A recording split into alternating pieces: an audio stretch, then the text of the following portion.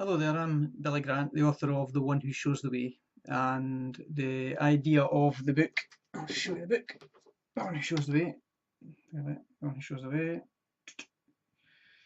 The idea of the book is to give you a chance to meet me and for me to give you some insight into what the book is actually about, because the cover doesn't really give a broad or deep um, idea of what the book is about, because there's several contexts to what the book can be about. So the book is essentially the past 12 years of my life. So it's a bit of an autobiography. And that was where I went into midlife crisis. Started probably happening around 2004, 5, 6. And quite often these things are that slow, and so we don't see them being a crisis. We just find ourselves struggling a bit more than what we had been prior to that. So the book is then my journey over those past 12 years. And it goes back a little bit as well to childhood, um, to fill out a bit more context. And so the book is then also within that 12-year kind of autobiography is about uh, when I started going into crisis and started asking bigger questions about life, and then turned to various things for answers, turned to psychology for answers, and turned to religion for answers. Christianity as well as other religions. And all of these things helped to some degree, but they didn't quite do it quite right until I learned to actually trust an inner guidance that was going on, one within my body and two within my outer environment. And I realised that some of the peak experiences I was having, some of the weird things that was going on in life, was actually trying to guide me. And it was only when I realised that I could then be guided by it. So this holistic guidance, as I call it, um, I suppose the turning moment was when I was going into the bank and somebody offered me the big issue. And without giving the story away, I eventually took it and it guided me to the Institute of Psychosynthesis. And the Institute of Psychosynthesis is psychospiritual psychology, so it was bringing spirituality and psychology together. And that's what really helped me and gave me a psychospiritual understanding of life. Now, that's what I think is missing in our society to help, well, all of society, but to help adults in midlife, I would say in particular, and even adults from late 20s on, I would say, could certainly gain from it. So prior to that, I had been going through my life and had a good sense of purpose, meaning, and value in a materialistic sense. I was working away as a joiner. I'd progressed my way up to the point where I had my own business and several employees, and life had never been so good. It was working out fine. But then we get invited to shift to a different kind of level of life, which is then what I would call spiritual purpose, meaning, and value. And that's what was missing. Um, and so, anyway, I had done the psychosynthesis training and several other trainings. And I'm going to go back. So, at this point where I was going into crisis, I turned to Christianity as one thing for help. And it didn't really help me. And so I went on this kind of big roundabout journey through the psychosynthesis and heart intelligence and a few other things, theta healing and Reiki and a lot of stuff that a lot of people are doing. And eventually I kind of came back to Christianity, but it's completely different now in the sense that in this book, The One Who Shows the Way, I am referring to Jesus as a teacher of how we should be living with each other. But at the same time, the book has quite a go at Christianity actually and religion. So it's not all about me trying to Bible bash everybody into becoming a Christian. I'm saying that what we're doing out there isn't quite right. And through my journey and through particularly the teachings, let's say, of Jesus specifically, and a chap called Watchman Nee, as well as my heart intelligence training, my psychosynthesis training, etc. I'm saying there's a different way of understanding what Christianity is.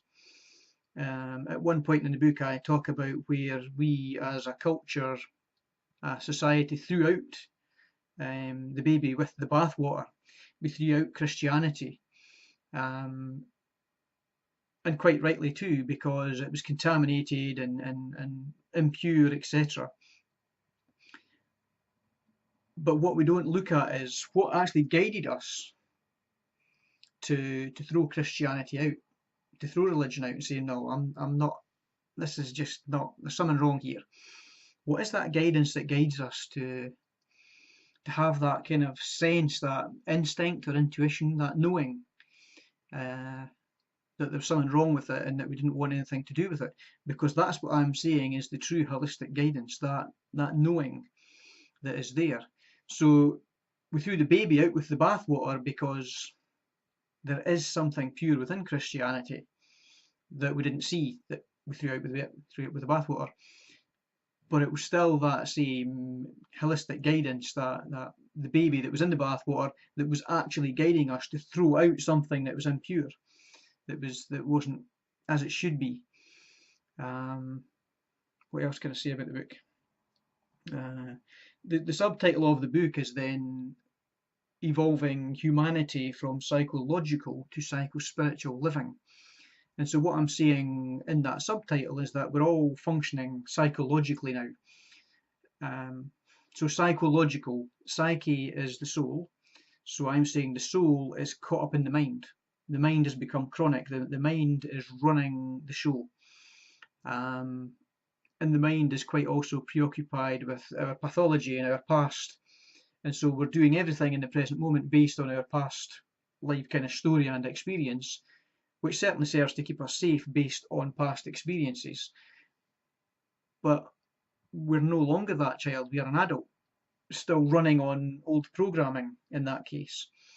So living psychologically, where the soul is being run by the mind, I'm saying is detrimental to us, when we could be living psycho-spiritually, where the soul is preoccupied with the spirit, with the guidance that I'm talking about, that is something we can know within us, that, as Jesus said, the way and the truth and the life, we can have that guidance. We do have that guidance. We can follow that guidance within us and out with us, is partly what I'm saying there. So I'm trying to help us see a psycho-spiritual understanding of life, understand religion, understand Christianity, understand that we've ended up functioning psychologically rather than psycho-spiritually. Something just flashed through my mind there as I said all of that. That's probably about it. So I don't know if there's anything else I want to say here. I don't want to give the whole part of the thing about it. The last thing I'll say then is that the book is broken into basically three parts. Part one is about how we are living, how we've kind of ended up there. Part two is then about how we could be living. And part three is then about how we get from how we are living to how we could and should be living. And so the book's actually quite simple. I wouldn't say there's actually that much in it, really. Out of 242 pages, I wouldn't say there's that much about Christianity and the Bible and such like. It's certainly not a Bible bashing book. It's more of a life coachy type book. It's more of a in the present moment book. It's more of a my present moment experiences. And I talk as well about Celtic Christianity as much as Roman Christianity and how that's part of what's missing, and in a sense part of what's gone wrong. If we go back to the Treaty of Nicaea in the 300s, I think it was, and the other one, the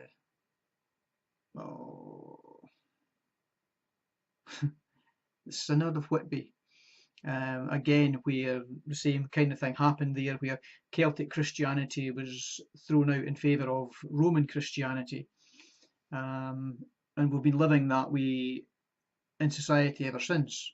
Although I'm also saying now that we have thrown out Christianity because those that are supposed to be connected, let's say divinely, as we've seen through newspapers and media, etc., have been doing things they shouldn't have been doing in some cases. and the whole thing's not quite as pure as it should be, and so we're quite right to abandon that. In a sense, it's a bit similar to how Protestantism came about because it wasn't happy with what was going on in Catholicism a long, long time ago.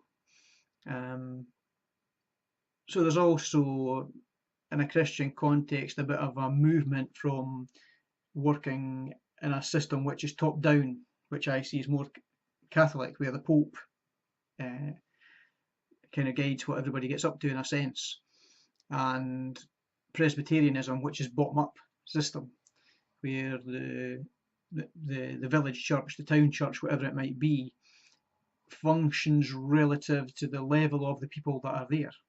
That's a more Presbyterian system.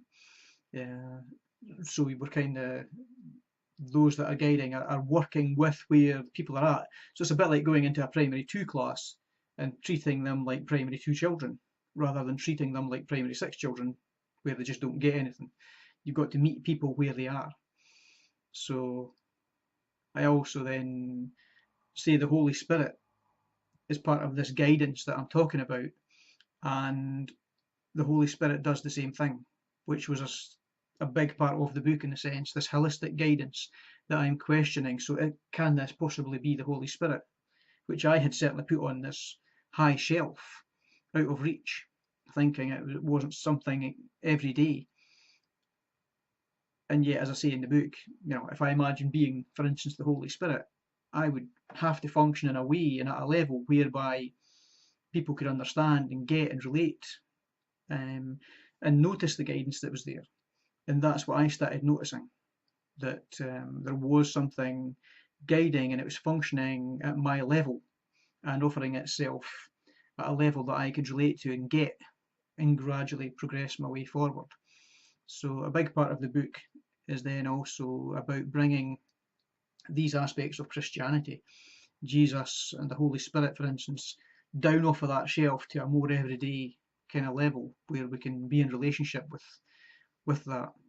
So when I talk about Jesus, I talk about more kind of Jesus, the very wise man, rather than God become man, and about following the specific teachings and abiding in that in an everyday relationship context, rather than be triggered by what somebody says to you, and be living in reactively in ourself, to be held by this higher context, higher purpose, meaning and value, and want to serve that rather than just be preoccupied at an egoic level of ourself, getting our own self needs met, even if that is slightly to the detriment of the other. Because that's the two ways that we can live. We live in a society that is disconnected from source, as I call it a lot in the book, rather than God.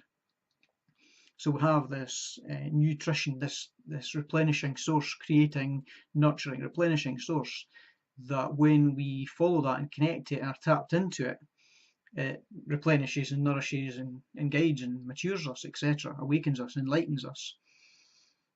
But most of us are not connected to that for the reasons I've said, and so we all go around a bit in the gutter, actually, triggering each other and provoking each other into being real with each other instead of just being superficial with each other. So there's actually quite a lot in the book, and I hope you can see that from this wee explanation. The book's very broad, very deep, and very much about my journey and realizations and learnings over these past 12 years. And the main thing I'm offering about all of that is that, having gone through all of that myself and got to where I'm at, there's still a long way to go, by all means. But nonetheless, having made that journey and having made that journey with dozens of others, through hundreds of others, through my psychosynthesis, heart intelligence training, etc., there's masses of people in a similar place. But what I'm saying essentially in the book, especially in the first part of the book, is that that same processes that I've gone through involves kind of breakdown and breakthrough and reformation. And I'm saying that our society, the world just now is in the same state. The church is in midlife crisis, let's call it. Our society's in midlife crisis. You could say politics is in midlife crisis. Housing's in midlife crisis. We've got mass exoduses going on all over the world, or certain parts of the world. The whole thing's in a bit of a shakedown, trying to make a great big change, like almost like a quantum leap. And what happens in that situation is just exactly the same as what happens to people in midlife crisis, where you're going along and everything's fine, then it becomes difficult. So you either go back to what worked before, in which case you find people having affairs, dressing younger, going out and buying the motorbike or the flashy car, or so they're trying to connect to something that they know worked in the past that revitalized them. So people either do that, most people probably do that, but some people grope their way forward, like trying to read the Bible, taking up holistic practices, just trying to kind of gradually grope their way forward in the dark. And most of it isn't dark because we don't have that psycho-spiritual education out there in mainstream society to help people with that.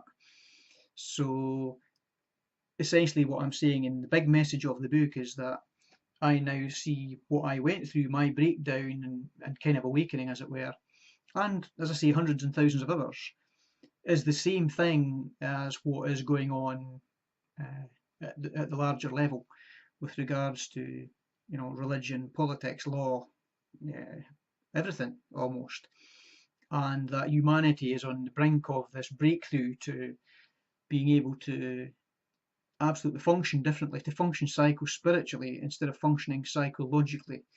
And even our language, the psychological language, is part of the problem. And that's, in a sense, it's almost self-righteous, where we make ourselves right by the type of language that we use. So that's actually quite a full explanation of the book. I hope you can see it's actually quite broad, as I'm saying, rather than just about Christianity, because it's absolutely not. So, I hope this has encouraged you to go out and buy the book and certainly take something from it. Thank you.